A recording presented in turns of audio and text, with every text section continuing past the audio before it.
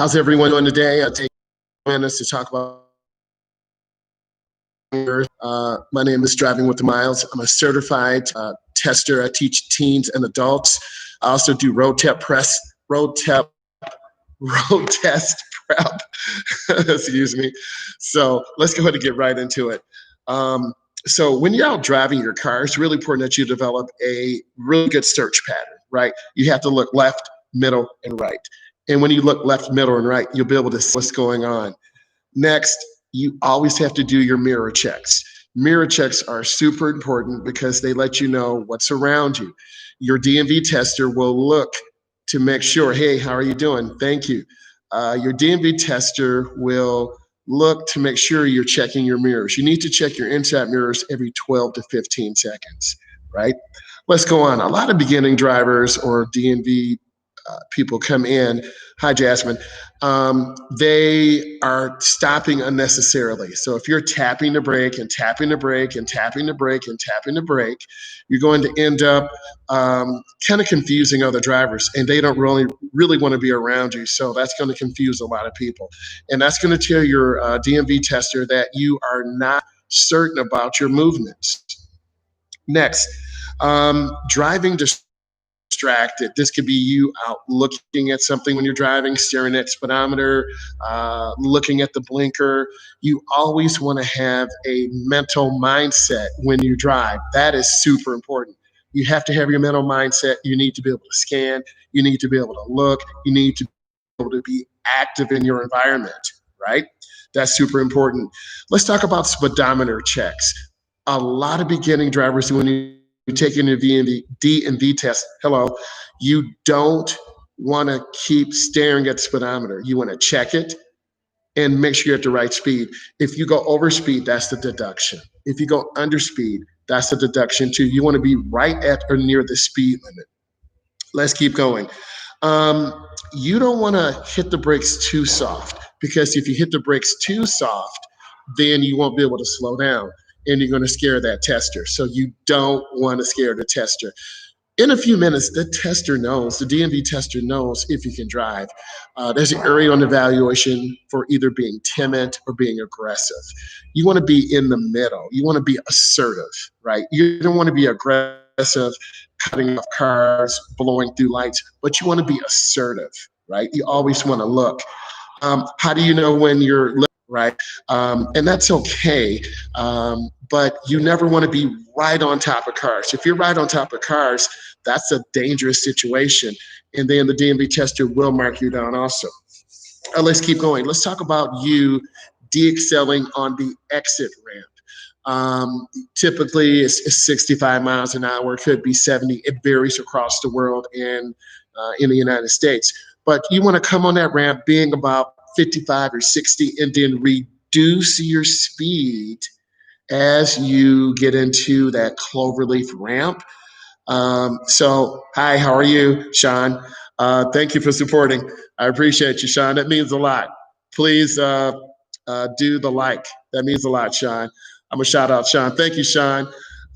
So we're talking about driving. So, Sean, we were just talking about having good speed control, going around the curve, de-accelerating on the exit ramp, because you're traveling at 65 or 70 miles an hour. You get into that exit lane and then you want to reduce your speed and go slow. So by the time you get in that cloverleaf, your speed is reduced, you're taking your time, and then you can really control the car. Your road tester's looking for great control. Okay, let's go on next. So you have to come to a complete stop. 3 seconds. You got to come to a complete stop. You've got to look, you've got to check, you got to remain motionless. No rolling stops. Let's continue. Let's talk about lane tracking for a moment. Any advice to upcoming drivers, student driving? Number one, first good question, Sean. Find a good company that puts students first, right? You want good instructors. Sean, there is a shortage of instructors around the United States. Most of them have been doing 20 years, 25, 30 years. They're getting a little bit tired, but that doesn't mean because you're an older instructor, a mature instructor, that's bad. I would rather have a 10 to 20-year instructor as opposed to someone under 10 years. You want to, because of they're limiting the number of students, they're overwhelmed with phone calls. They're national driver's ed companies, they're mom and companies that you can go for. You want to do a Google search and read some of the reviews to find out what driver's ed companies are good for you. Maybe have your parents go over there and maybe talk to some parents and see. So, more on that later, right? But I will definitely talk about that. And that's a question. One of you, put that in the comments and I'll get back to that question. Also, let's talk about a bad gap.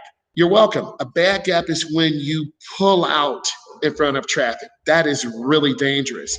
Funny guy _2, right? And in one of the TikTok videos, I talked about the gap.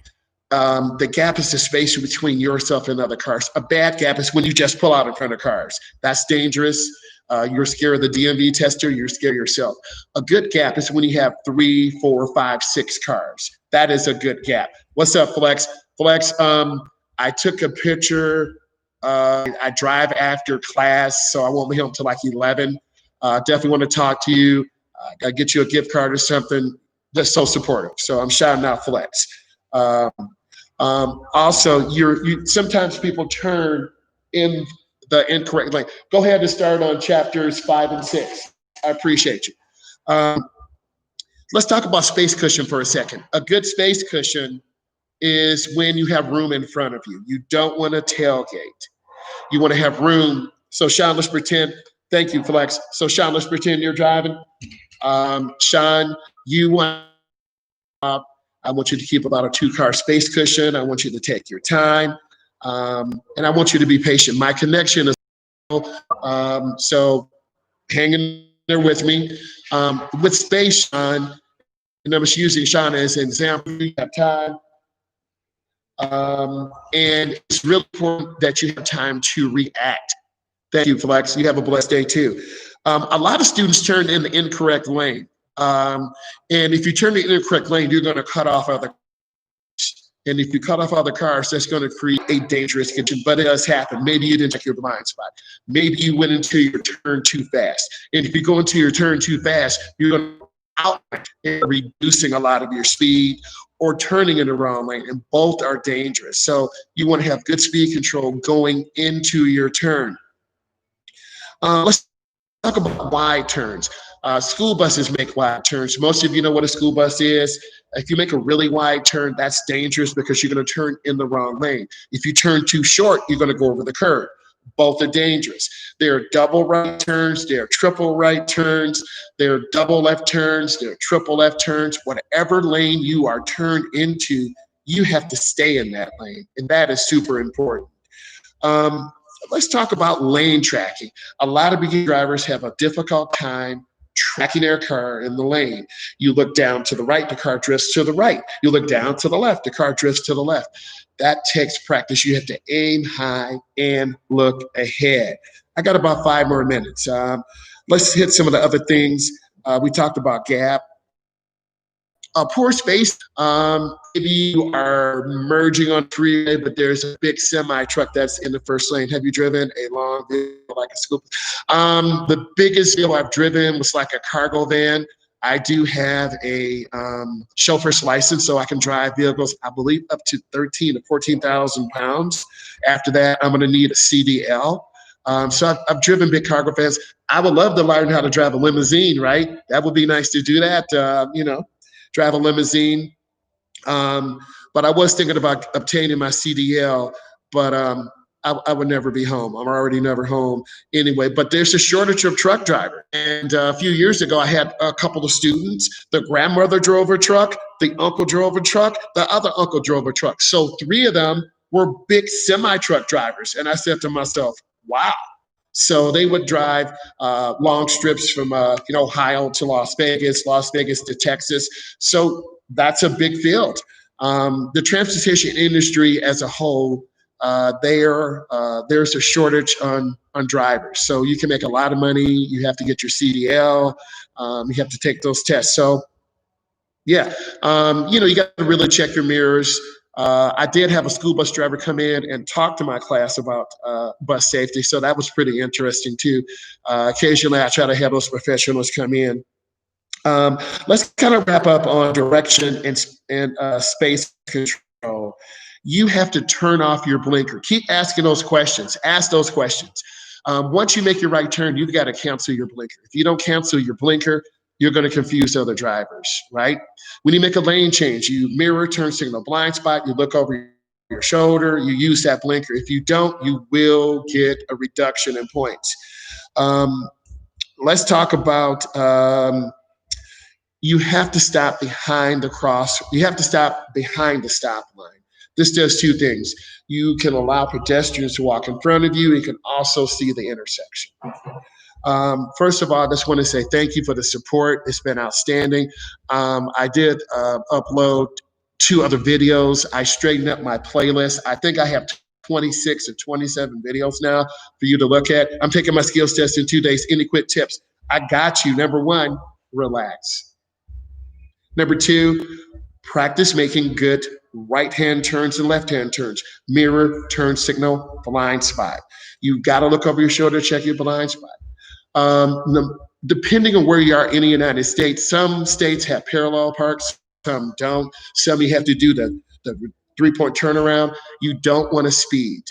If you go over speed, that could be failure or huge deduction. If you go under the speed limit, I'm talking about 7, 10, 8, that could be a reduction too. Check your blind spots. 4-way stops. Those are very tricky. I have an idea of parallel parking because I don't know when to hit the parked car. I don't judge.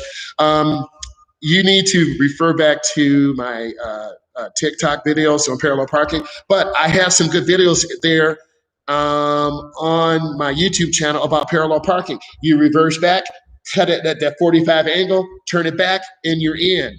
So I did demonstrate that.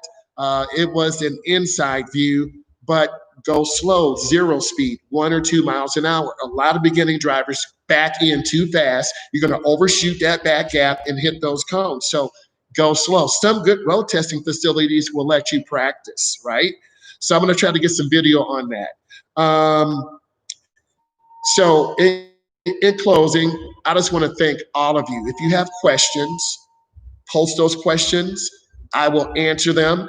I'm going to try to get on tomorrow, say about this time, 4:30. That means a lot. You have a blessed day too. Look at my videos, ask questions. I will answer you. I love you. Thank you. If this is a value, please give it a thumbs up. Thank you all. Bye.